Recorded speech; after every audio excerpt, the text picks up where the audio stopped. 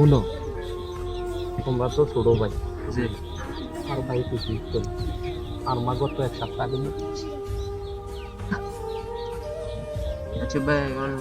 কানাকাটি করি না মার কথা কইেন না ভাই আমার কথা কই না নে কোন কি অবস্থা নে শুনো মা দেখছি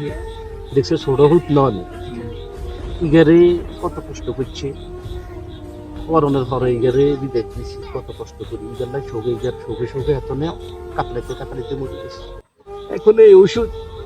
ইঞ্জেকশন আমি কিনি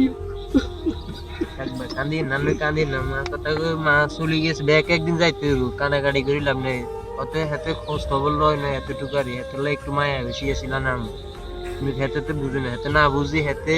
ফোন দিয়ে যোগাযোগ করবো মানুষ সুস্থ থাকবো মানুষ যতই খারাপ থাক পরিস্থিতি যতই খারাপ থাক অন্তত যোগাযোগ প্রায় বাড়ি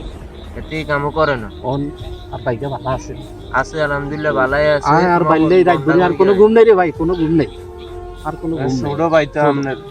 এই কারণে কোনো ঘুম নাই এই প্রবাসী শুরু জীবনে বাইলে দিয়ে একেরে টানর ইগে দেশের মধ্যে উল্টা চলানোর কারণে ইগেরে বিদেশ দিছি আই নইলে বিদেশ দিতেন না আই রক্ত কামানো হইছে দি ইগেরে কত কষ্ট করে বিদেশ দিছি তখন হিগে আছে ভালো কেন